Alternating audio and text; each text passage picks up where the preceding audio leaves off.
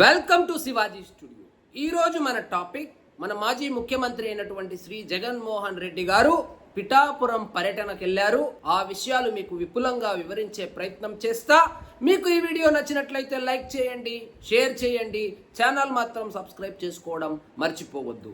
ఇక వివరాల్లోకి వెళ్తే, మార్పు చెందిన వాడే మనిషి అని రాకేష్ మాస్టర్ మాటలను నిజం చేస్తూ మన జగన్మోహన్ రెడ్డి గారు ఈ రోజు పిఠాపురంలో వరద బాధితులను పరామర్శించడానికి వెళ్లారు. 5 సంవత్సరాలు అధికారంలో ఉన్నప్పుడు కనీసం 5 సార్లు కూడా పిఠాపురం ముఖం చూడనటువంటి జగన్మోహన్ రెడ్డిలో సడన్ గా ఈ మార్పు రావడానికి ప్రధాన కారణం పవన్ కళ్యాణ్ పిఠాపురాన్ని ప్రాతినిధ్యం వహిస్తుండడమే అని నెటిజన్లు అంటున్నారు.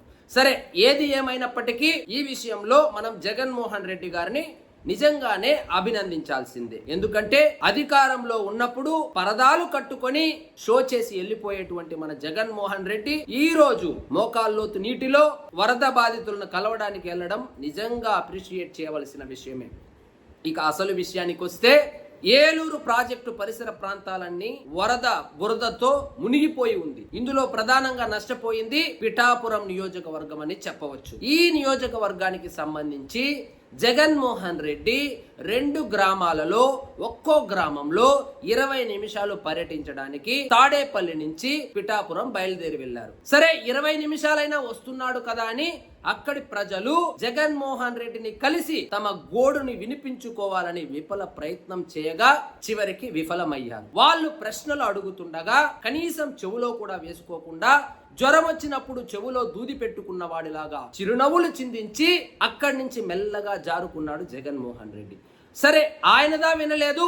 వాళ్ళు అడగాలనుకున్నటువంటి ప్రశ్నలను ఎలాగూ జగన్మోహన్ రెడ్డి ఆ ప్రశ్నలు వినలేదు, కనీసం మీరైనా వింటారేమో అని నేను ఒక చిన్న ప్రయత్నం చేస్తున్నాను. వాళ్ళు అడగాలి అనుకున్న ప్రశ్నలు ఏమిటంటే, ఏలూరు శుద్ధగడ్డ ఆధునీకరణ ఎందుకు చేయలేదు జగన్మోహన్ రెడ్డి గారు? అదే విధంగా ముంపు ప్రాంతాలను ఎంచి మరి అది ఆల్రెడీ మునిగిపోతాయని తెలిసి కూడా ముంపు ప్రాంతాలలో ఇంటి స్థలాలను ఎందుకు ఇచ్చావు? ఎందుకు మా జీవితాలతో చెలగాటమాడుకున్నావు? కాలువల్లో ఎందుకు మట్టి తీయలేదు జగనన్న? చెరువులను ఎందుకు ఆధునీకరించలేదు జగనన్న? నువ్వు కనుక ఈ 3 పనులను సక్రమంగా చేసి ఉంటే పిఠాపురంకి ఈ రోజు దుస్థితి వచ్చేది కాదు కదా జగనన్న అని నిలదీయాలని ఆయన పర్యటనలో పిఠాపురం ప్రజలు ఎదురు చూస్తే చివరికి నిరాశే మిగిలింది. ఆయన కనీసం చెవులో కూడా వేసుకోకుండా ఎప్పటిలాగే ఒక చిరునవ్వు చిందించి నమస్కారం పెట్టి పర్యటన ముగించేశాడు. ఇక్కడేమో వైఎస్ఆర్సీపీ అనుబంధ మీడియా జనాలు తండోపతండాలుగా వచ్చేశారని, ఆయన కేవలము అధికారం మాత్రమే కోల్పోయాడు, అభిమానం కోల్పోలేదు అని కేజీఎఫ్ బ్యాక్గ్రౌండ్ మ్యూజిక్ వేసుకొని సోషల్ మీడియాలో వీడియోలను వైరల్ చేసుకుంటున్నారు. కానీ వాస్తవానికి జగన్మోహన్ రెడ్డి పర్యటనకు పిఠాపురం ప్రజలు ముఖం చాటేశారు. ఇది ముందుగానే గమనించినటువంటి వైఎస్ఆర్సీపీ నాయకులు పక్క నియోజకవర్గాల నుంచి జన సమీకరణ చేసి కొంచెం హడావిడి చేసినప్పటికీ అక్కడ స్థానికులు మాత్రం ఈ పర్యటనను పెద్దగా సీరియస్ గా తీసుకోలేదని మనకున్న సమాచారం. ఇక ఫైనల్ గా జగన్మోహన్ రెడ్డి పర్యటన గురించి మాట్లాడుకోవాలంటే, ఈ పర్యటన అట్టర్ ఫ్లాప్ అయింది. ఈ 40 నిమిషాలు తూతూ మంత్రంగా పర్యటించే కన్నా తాడేపల్లిలోనే కూర్చొని 40 లక్షల రూపాయలు ఇచ్చి ఉంటే ఏదైనా ఒక కార్యక్రమానికి పొద్దుపోయేది కదా. ఇక జగన్మోహన్ రెడ్డి గారి కథ పక్కన పెడితే, ఎన్నికలప్పుడు మాత్రమే హడావిడి చేసేటువంటి పెద్దిరెడ్డి రామచంద్రారెడ్డి గారి సుకుమారుడైనటువంటి పెద్దిరెడ్డి మిథున్ రెడ్డి, వ్యాపారాల కోసం మాత్రమే గోదావరి జిల్లాలకు వెళ్లేటువంటి ఈ మిథున్ రెడ్డి బురద పిఠాపురం వీధుల్లో పేరుకుపోయి ఉంటే కనీసం చుట్టం చూపుగా కూడా వెళ్ళకపోగా, మరోవైపు గోదావరి జిల్లాల్లో జగన్మోహన్ రెడ్డికి right hand, left hand, leg piece అనే చెప్పుకునేటువంటి ద్వారంపూడి చంద్రశేఖర్ రెడ్డి కాకినాడ జిల్లాలను వరద ముంచెత్తుతుంటే ఎక్కడ ఉన్నాడో ఆయన్ని వెతకడానికే ప్రత్యేక టీంలు ఏర్పాటు చేస్తే కానీ దొరికే పరిస్థితి కనబడడం లేదు.